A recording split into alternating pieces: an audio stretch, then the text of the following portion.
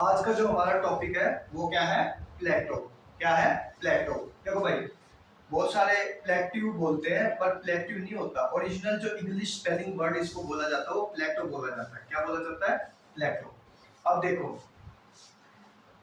तुम एक study table पर बैठे हो, मतलब कि बेंच चेयर पर बैठे हो, सामने तुम्हारा स्टडी टेबल है, ठीक है। अब इसको प्रैक्टिकल लाइफ में समझना, ठीक है, जिनको नहीं पता कि प्लेटो क्या होता है। जो स्टडी टेबल तुम्हारी हो गई वो जमीन से क्या है? ऊपर है। क्या है? जमीन से ऊपर है, लेकिन वो भी कैसी है? फ्लैट है। फ्लैट है, थोड़ी कर्वी है, ऐसी है। जमीन से ऊपर है और कैसी है? फ्लैट और थोड़ी कर्वी है। वो क्या हो गए तुम्हारे? प्लेटो हो गया। क्या हो गया? प्लेटो हो गया। और जिस जमीन पर तुम्हारे पैर है, क्या है? जिस जमीन पर तुम्हारे पैर है वो क्या हो गया? प्लेन हो गया। तो प्लेटो हमेशा प्लेन से ऊपर मिलेगा। क्या मिलेगा? मेरी बात ध्यान से समझना। प्लेटो हमेशा कैसा मिलेगा? प्लेन से ऊपर मिलेगा। इसको देखो, ऐसे समझना, ये प्लेन था, ठीक है,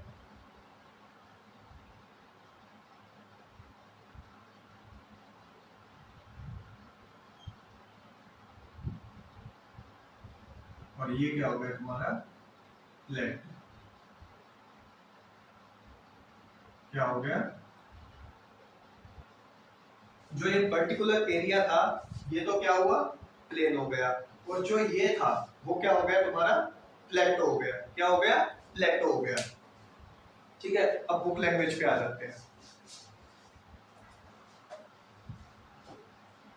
A plateau is a landform that rises up from the surrounding land has more or less flat surface. ये देखो, प्लेटो क्या है? जो सरफेस होता है उससे थोड़ा उठा हुआ होता है, राइजेस होता है, और उसका जो ऊपर का एरिया होता है वो फ्लैट भी हो सकता है और कैसा हो सकता है? कैसा हो सकता है? ज्यादा फ्लैट भी हो सकता है और ज्यादा फ्लैट नहीं भी हो सकता। तो इसकी डिफाइन ये हो जाएगी प्लेटो की। A plateau is a landform that rises up from the surrounding and has more less flat surface. ठीक है। अब मुझे बताओ, जिनको अभी भी समझ में नहीं आया, बाहुबली देखी है? सबने देखी है? मैंने तो देखी है भाई। ठीक है, बाहुबली द बिगिनिंग जो है, जिसमें शिवडू, तेलुगु नाम है शिवडू और हिंदी में नाम है उसका शिवा। क्या है? शिवा। वो जो चढ़ाई करता है ना, अपने जो साथी से मिलने के लिए जो जाता है, वो जो जिसकी वो चढ़ाई करता है वो प्लेटो ही होता है। क्या होता है वो? प्लेटो होता है। इतना तुम जान लेना, वही है प्लेटो, वही होता है। जिनको समझ में आ गया, जमीन से उठा हुआ जो भाग होता है वो क्या होता है? प्लेटो होता है। Some of its are sides often steep slopes. जो इनकी साइड्स होती है वो कैसी होती है? ढलान वाली होती है, बहुत तेज ढलान वाली। कैसी होती है? बहुत तेज, बिल्कुल खड़ी ढलान जो होती है वो खड़ी ढलान। Like mountains, plateaus can be young or old in terms of earth history. जैसे कि हमने माउंटेन्स पढ़े, यंग माउंटेन्स होते हैं और ओल्ड माउंटेन्स होते हैं, उसी तरह प्लेटो भी कैसे होते हैं? यंग भी होते हैं और ओल्ड भी होते हैं। तो अब दो प्लेटो के नाम दिए गए हैं यहाँ पर, वो मैं तुम्हें बताता हूँ। पहला है तिब्बतियन प्लेटो और दूसरा है डेक्कन प्लेटो। क्या है? Deccan plateau. Tibetan plateau. Tibetan plateau is the largest and highest plateau in the world. Tibetan plateau जो है वो सबसे ज्यादा हाईएस्ट और लार्जेस्ट प्लेटो है। किसका? हमारे पूरे विश्व का। तो जो इसकी हाइट है, जिसको हम क्या बोलते हैं?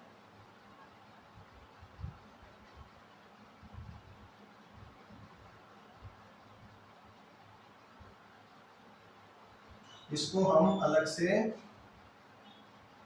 रूफ ऑफ द वर्ल्ड भी बोलते हैं। क्या बोलते हैं? Roof of the world. Roof of the world भी हम इसे बोलते हैं। इसकी जो हाइट है, यानी कि जो इसकी ये है, तिब्बतियन प्लेटो की जो हाइट है वो कितनी है?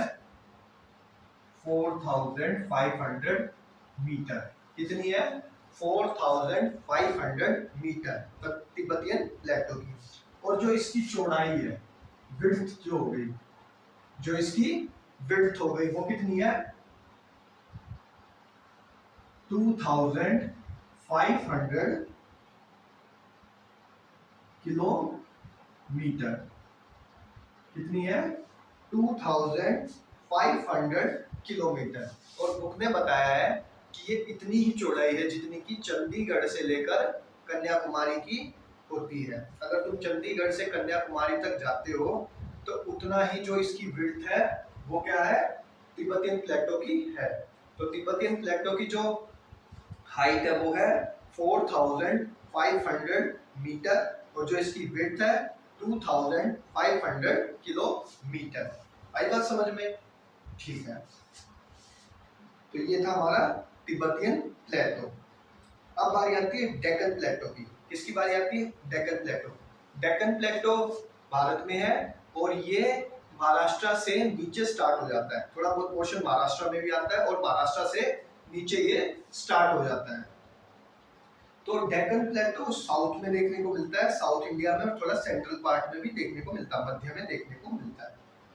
मध्य कहने का मतलब साउथ के मध्य है, कभी तुम यूपी में समझ लो, वो नहीं है, साउथ के मध्य जा है। तो और ये जो डेक्कन प्लेटो है पता है किससे फॉर्म हुआ है? जो वोल्केनिक इरप्शंस अपने टाइम पर कभी हुए थे, जब कभी भी वोल्केनिक ज्वालामुखी फटे थे, धीरे धीरे क्या हुआ? इन डेक्कन प्लेटो का निर्माण हो गया। तो इतना तुमने समझ लिया। एक तिब्बतियन प्लेटो है और एक कैसा है? डेक्कन प्लेटो है। आई बात समझ में? अब देखो, like mountains plateau are rich in minerals deposit. जैसा कि हम पढ़ के आए हैं, जिस तरह से माउंटेन्स के आसपास में हमें रिच मिनरल्स मिलते हैं, वैसे हमें प्लेटो के अंदर भी मिनरल्स देखने को मिलते हैं। यहाँ पर मिनरल्स क्या क्या हो गए? Gold, diamond, copper, bauxite. क्या हो गए?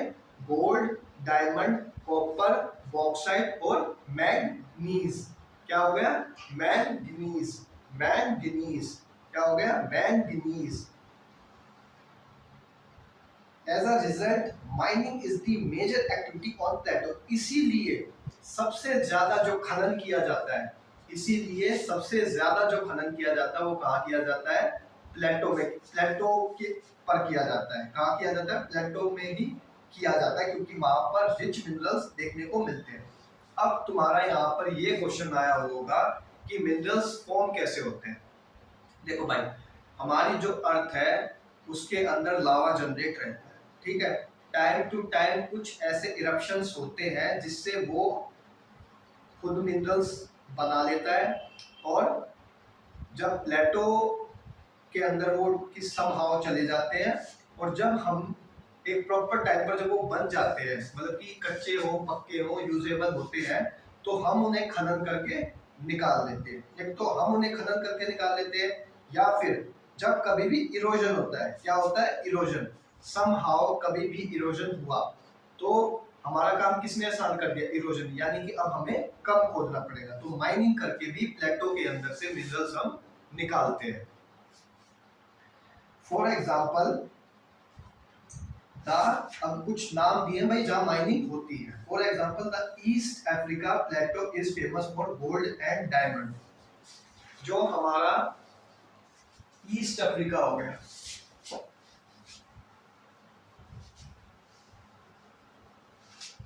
क्या हो गया? East Africa.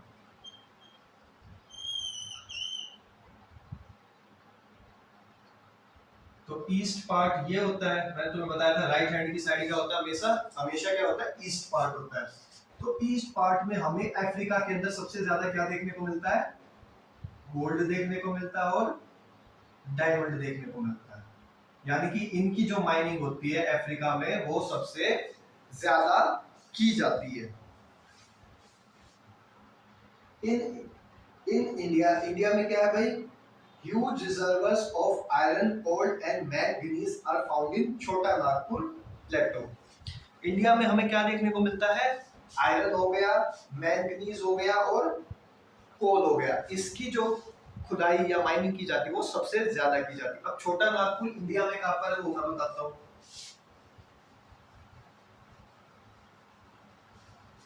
देखो,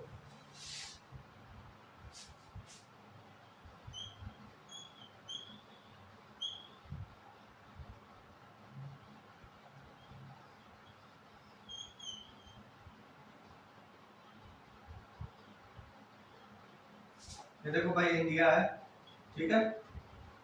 अब यहाँ जो झारखंड होता है, क्या है, जो झारखंड का एरिया है, झारखंड,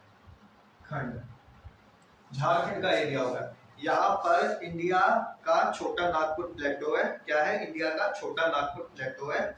और यहाँ पर हम क्या निकालते हैं, आयरन निकालते हैं, कोल निकालते हैं और मैंगनीज निकालते हैं। क्या निकालते हैं, तीनों चीजें हम निकालते हैं, आयरन भी निकालते हैं, कोल भी निकालते हैं और मैंगनीज भी निकालते हैं।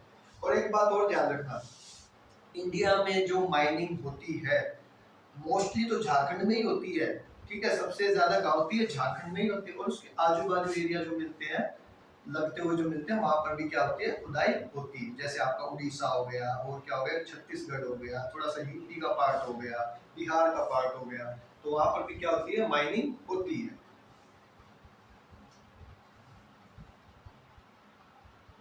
The plateau environment is very diverse across the world। अब एक बात ध्यान से सुनना भाई, जहां कहीं भी आपको प्लेटो मिलेंगे ना, जहां कहीं भी आपको प्लेटो मिले, जरूरी नहीं है कि एक प्लेटो का एनवायरनमेंट दूसरे प्लेटो के एनवायरनमेंट जैसा ही हो। आई बात समझ में, एक प्लेटो का एनवायरनमेंट दूसरे प्लेटो के एनवायरनमेंट जैसा हो ऐसा जरूरी नहीं है। उन दोनों में क्या देखने को मिलती है, डाइवर्सिटी देखने को मिलती है, यानी कि उनका एनवायरनमेंट आपस में अलग अलग भी हो सकता है। Many plateaus have rocky soil which makes them less fertile than plains। वहां की जो सोइल होती है वो काफी ज्यादा पथरी होती है, जिस पर की एग्रीकल्चर यानी कि कल्टीवेशन, हिंदी में खेती करना काफी ज्यादा मुश्किल है। इसलिए वहां पर खेती पॉसिबल नहीं होती, होती भी है तो कुछ अमाउंट में ही वहां पर हम करते हैं। तो cultivation has not been possible, therefore favorable to farming। इसलिए वहां पर लेस फेवरेबल है, यानी कि कल्टीवेशन प्रोसेस वहां पर कम ही रहता है।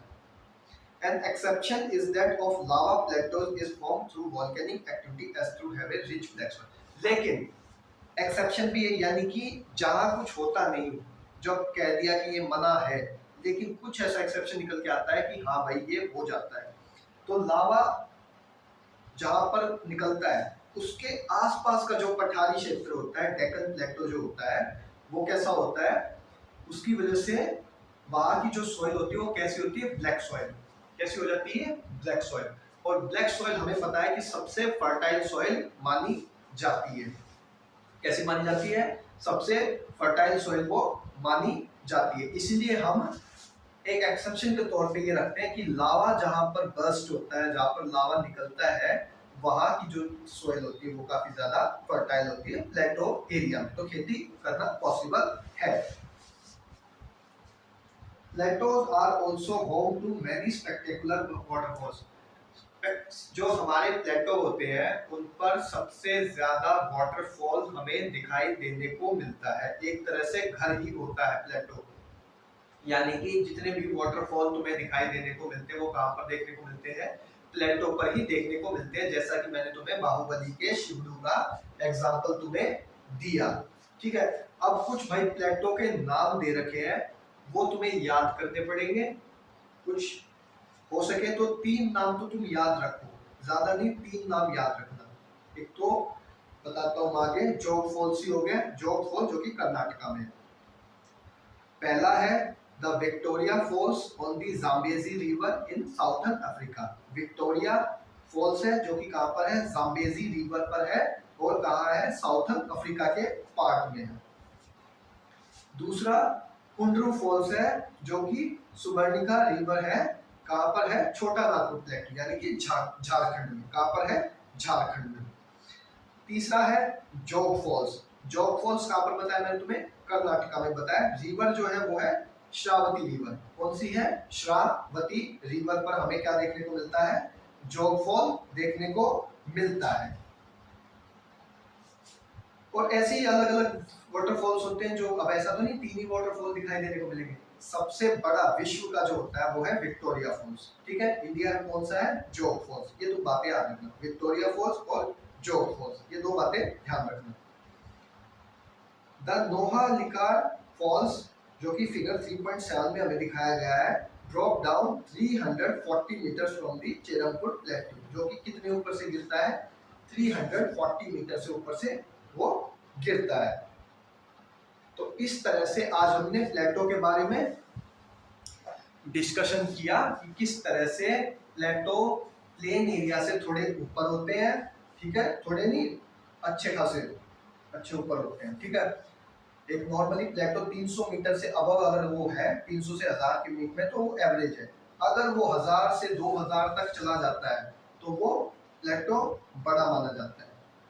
फिर हमने वहां के एरिया के बारे में स्टडी की कि वहां पर मिनरल्स मिलते हैं प्लेटो के अंदर, जो कि कौन कौन से होते हैं, आयरन, कोल, बॉक्साइट, मैंगनीज, डायमंड, गोल्ड, ये सब हमें प्लेटो के अंदर देखने को मिलते हैं। फिर हमने डिस्कस किया कि झारखंड एक ऐसा स्टेट है जहां पर इंडिया सबसे ज्यादा माइनिंग करता है और मिनरल्स को निकालता है, ठीक है। फिर हमने उनकी सॉइल के बारे में डिस्कस किया कि प्लेटो की जो सॉइल होती है वो कैसी होती है, लेस फर्टाइल होती है। कैसी होती है, लेस फर्टाइल होती है, जिसकी वजह से हम क्या करते हैं, हम वहां पर खेती नहीं कर पाते।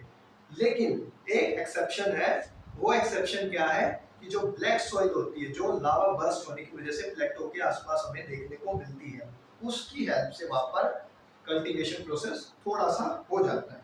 लास्ट में हमने वाटरफॉल्स के बारे में पढ़ा, जो कि प्लेटो उसका होम होता है। सभी वाटरफॉल्स प्लेटो से ही गिरते हैं, जो कि मैंने तुम्हें एग्जांपल भी बताया। और फिर हमने कुछ 3-4 वाटरफॉल्स के बारे में डिस्कशन किया और अपनी क्लास को एंड किया। तो आई होप आप सभी को आज की क्लास समझ में आई होगी। कोई डाउट है तो मुझे कमेंट में छोड़ देना, जो तुम्हारा मन करे, प्यार दिखाना है प्यार दिखा देना, ठीक है। बाकी कॉन्सिक्वेंसेस ऊपर नीचे रहते ही हैं।